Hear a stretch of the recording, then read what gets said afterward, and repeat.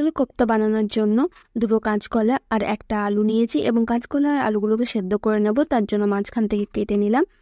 এবারে মাঝখান থেকে কেটে নেওয়ার পরে প্রেসার কুকারে দিয়ে অল্প করে জল দিয়ে সিটি দিয়ে দেবো। সিদ্ধ হয়ে যাওয়ার পরে আলু আর কাঁচকলাগুলোকে ঠিকঠাক ছাড়িয়ে দিতে হবে। এখানে কিছু কাঁচকলার খোসাগুলো কিন্তু আমি ফেলে দেবো না, এগুলো আরেকটা নতুন রেসিপি তোমাদের সাথে নিয়ে আসছি খুব তাড়াতাড়ি।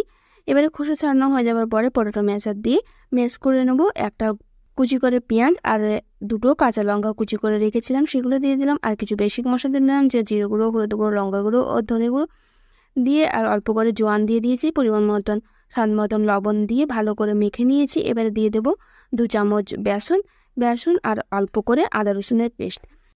ভালো করে মেখে নেওয়ার পরে কোপ্তার আকারে গড়ে নেব। কোপ্তার আকারে সবগুলো গড়া হয়ে যাবার পরে কড়াইয়ের পরিমাণ মতন সর্ষের তেল দিয়ে ভালো করে ডিপ ফ্রাই করে নিয়েছি। এবার অন্য কড়াইয়ে অল্প পরিমাণে তেল দিয়ে একটা গ্রেভি বানিয়ে নেব কোপ্তার জন্য। তার জন্য তেলের মধ্যে কিছু গোটা গরম মশলা ফোড়ন দিলাম, যেমন তেজপাতা, এলাচ আর হিং। এবারে হিং থেকে ভালো সুগন্ধ বেরিয়ে আসলে কেটে রাখা পেঁয়াজটা দিয়ে দিলাম। পেঁয়াজটা লাল করে ভেজে নেওয়ার পরে আদা রসুনের পেস্ট দিয়ে ভালো করে ভেজে নিতে হবে। আর দুটো টমেটোকে পেস্ট করে রেখেছিলাম, সেই দুটো টমেটো পেস্ট দিয়ে দিয়েছি। কিছু বেশি মশলা দিলাম, হলুদ গুঁড়ো, জিরে গুঁড়ো, লঙ্কা গুঁড়ো আর ধনে গুঁড়ো।